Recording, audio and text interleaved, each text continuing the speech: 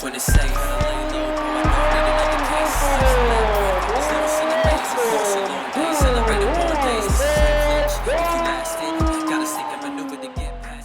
quick though, can I just give you my finals prediction? Then I'm gonna just shut up. Oh, but my finals prediction is Bucks Clippers.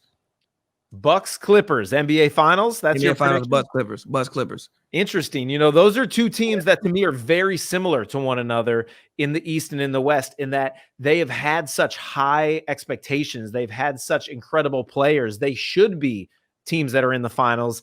And one night they look like a championship team, and the next night they just kind of let you down. It's like, where was that team now?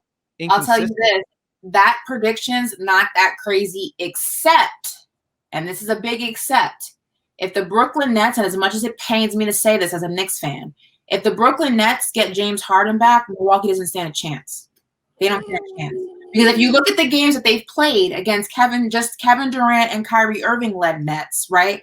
Those were close games. You get James Harden back on that court, that is the X factor, and Milwaukee does not stand a chance. If James Harden is not able to make it back, Milwaukee can go ahead and beat the Brooklyn Nets in a series. I absolutely believe that. But that will be the huge difference maker. All right, Ashley, real quick before we get out of here, what is your NBA Finals prediction? 1 week before the playoffs start, a lot can change. We don't know the seedings or the matchups yet, but I'm putting you on the spot. Who will be in the finals?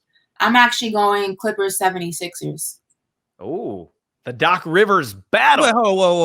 Wait. So the Nets can't do it. The Nets are power drive the Bucks, but they can't beat the Sixers.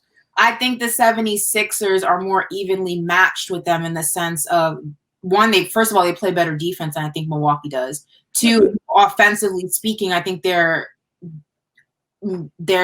slightly better than Milwaukee. And even if you put James Harden on the court with Brooklyn, they're more evenly matched. So I think that if that series came down to it, I think that the 76ers might have the slight edge. Also, again, going back to the defense, Brooklyn Nets don't play a lick of defense. No. Any team that they face, they're getting into better. They've gotten better. No, they haven't. They've gotten better at defense. Any team that they face, they're going to go ahead and get basically into a shootout. And I think the 76ers have the talent on that team that they can compete in that shootout and enough defense that they can actually lock the Nets down. So I'm going to say 76ers Clippers. Fair.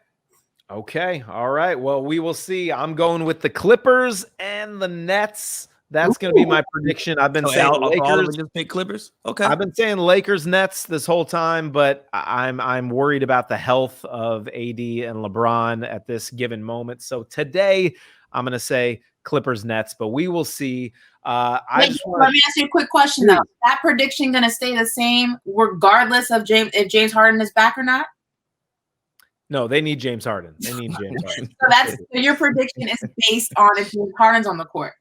I think he's coming back. Yes. Okay, but if he doesn't come back, are you still Nets Clippers or what's if you want to give me an out, sure, I'll take an out, and I'll say if James Harden is not there, I'm gonna go Milwaukee. I'm gonna go Bucks because this is the year that everyone isn't picking Milwaukee to come out of the East. They're not the number one seed. Giannis is not going to be the MVP this year, even though he's putting up insane numbers yet again. They're slightly more, they're slightly more under the radar than they've been the last couple of years. And I think that is a good thing for them. And adding Drew Holiday is a huge thing for them, a playmaker, but also an incredible defender. They've added some great pieces on the defensive end. And in the playoffs, postseason, the game slows down. They've got good lockup defenders. I would go Bucks in that case.